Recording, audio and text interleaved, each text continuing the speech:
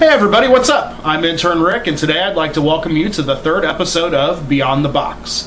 Today we'll be taking a look at getting that armor painted, finishing up some of the trim, and getting the finishing touches done up on this Disco Faker figure. So sit right back and enjoy. Alright everybody, welcome to the show. If you're just now joining us and haven't been with us for the last couple weeks, we've been doing a custom Disco Battle Armor Faker figure for the one and only Dirt. I thought I would take an opportunity here to maybe just kind of go back over what we've been working on and where we were at today. I actually did some work on the figure over the weekend and in my off time trying to get it ready to go so we would be able to have it finished by the end of this episode. I actually went through and I got all of the gold on the boots finished up, and the gold on the belt and the gold on the wrist cuffs. And I went through and I cleaned up any of the black on the arms and on the legs that may or may not have, gotten kind of messy here and there. So got all that taken care of, and I painted the hands. So this buck is pretty much ready to go as far as just having the fine detailing done and any fine, last minute details. And then finally we'll peel up this this mask and do all the nice little trim around that decal, and this buck will be finished. Now, like I said before, today we're actually going to start getting the armor painted. And I went through and I've already got this stuff all primed and ready to go, so all I've got to do is start dry brushing that gold onto this armor and we'll get that stuff ready to go. And I've got the sword primed and ready to go as well, so we'll get him a nice disco sword. I haven't completely decided how I'm going to go as far as the paint app for this, for the sword goes. At first I thought I would probably do it just like the Disco Skeletor sword, but now that I'm thinking about it, I think I may actually just do it straight up gold, almost kind of like an homage to the Masters of the Universe board game sword, if you remember that. So might just end up doing that for that. And then we will have the head to finish up, get the last minute touches up on that head, and then the figure will be finished. So with that in mind, let's go ahead and we'll mix our gold paints for this armor and we'll get started. Alright? Again, I'm going to continue using this Citadel gold here, just so I can keep consistent with the gold that I've already used and the gold that is on Dirt's Disco Skeletor figure. So I'm actually almost out of this gold paint, which kind of sucks, but I should be able to get more mixed up, relatively close. So let's get a little bit of water and mix down this gold.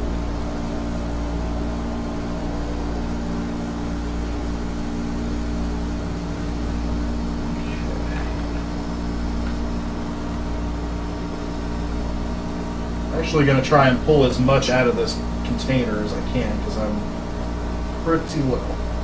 So I'll probably have to take a break and mix some more of this color before it gets too dried up. That way I can match the tone as close as possible.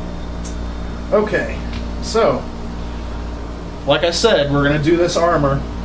And I only primed the front. I didn't prime the back because I honestly figured that in the end it's going to be more beneficial to me to not have it primed on the back.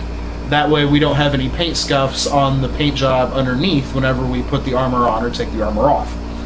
Alright, so I'm just going to start dry brushing this gold right on, just so, so it gets laid in pretty smooth.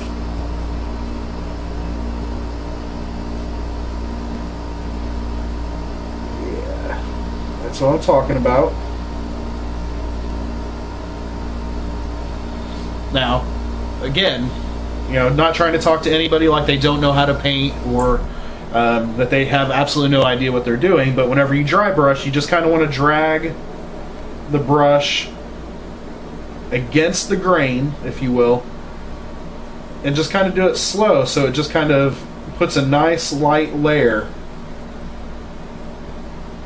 over your surface, and you don't have to worry about getting too much paint pooled up or brush strokes or anything like that. So we're just going to continue to lightly brush this gold right on here. It's going on very smooth. You can see that there. It's going on pretty smooth. Okay, pretty smooth.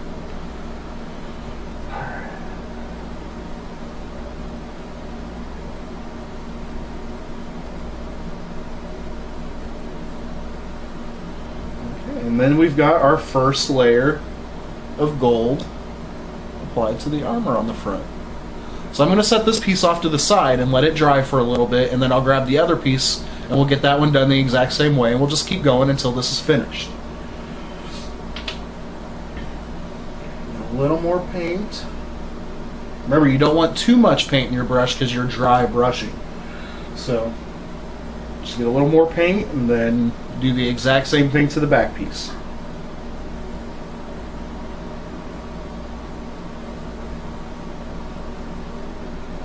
Whoop. Drop my brush.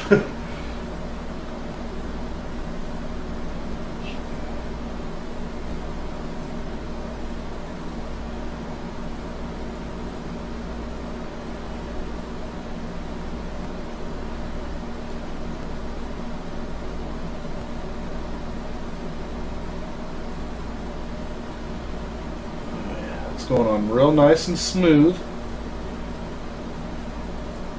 Almost kind of looking like it's just kind of bronzed a little bit, and that's good. That's good because we can just keep building up from that and not have to worry about our layers looking clumpy or goopy or anything like that. So, alright, here's the back piece with its first layer. See how that detail's just kind of popping right now, like it's kind of like a bronze. So we'll set this piece to the side, and I'm going to go ahead and I'm going to do the sword too, since I've got the paint. And the sword should be really quick here.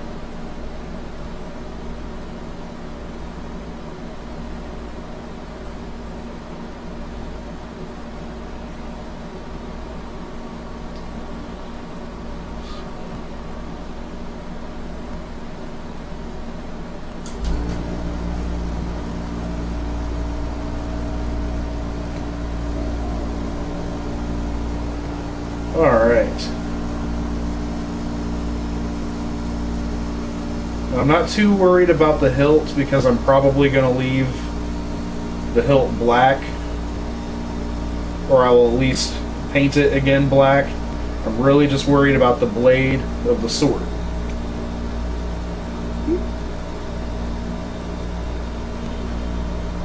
This stuff is going on really smooth and really quick.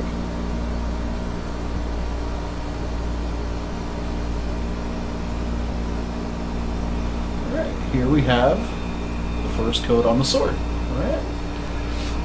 Okay, now, before we pick back up here and continue going on, if you remember from last week, I said that I was considering sparkling up the black on the arms and on the legs. And that is something that I'm still going to do. I just really wanted to wait until we were in the last fine detailing process to actually do that.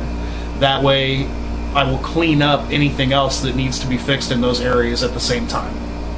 So, I've also got the little battle damage pieces from the armor here. I haven't completely decided what I'm going to do with these yet. Whenever the paint scheme was being discussed with Dirt, he actually suggested that I just leave the armor orange as it was and just kind of change some of the detailing. But I didn't really feel that that would fit the disco color scheme. I thought that the armor really needed to be gold. So, however, I am considering leaving these battle damage pieces the same as they were right out of the package. Just because everything will end up being highlighted and detailed in orange anyway. So I don't think that that will necessarily look too strange or too weird or anything. So, with that being said, we're going to continue. We're going to go ahead and put in our second coat on this armor here and see if we can get this figure rolling.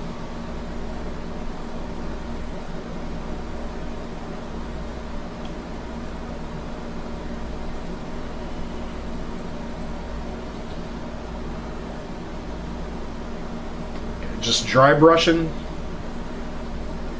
as smooth and as evenly as possible, going against that grain so the undertones and the lower levels stay darker than the higher levels pick up as much gold as possible.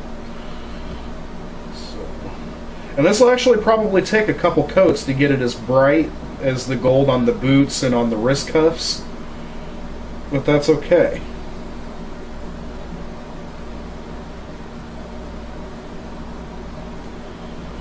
So the other day, Dirt asked me, alright, so after Disco Faker's done... Hey everybody, what's going on?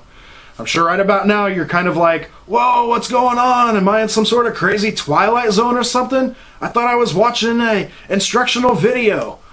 Well, you were, and I'm here to offer a formal apology. I'm sure many of you know that I went through many technical difficulties and trials getting this project rolling. From sound issues, to primer issues, to, unfortunately, footage loss issues. That is why I'm here to apologize and let you know that, unfortunately, the remaining footage from the first project of Beyond the Box was lost. Whether it was a file transfer issue or I just didn't notice and the camera didn't record it, it doesn't exist. However, the figure is finished and I will be sharing it with you today. I also wanted to take a second and thank all of you out there for your enthusiasm and your feedback on this show. And continue to keep those suggestions and comments coming in because I really appreciate them. And I thought I'd also take a second to let you know that Project 2 is going to be the Panther reflocking. And that will get started in just a few weeks. So we're going to sit right back and we're going to take a look at Dirt's Disco Faker.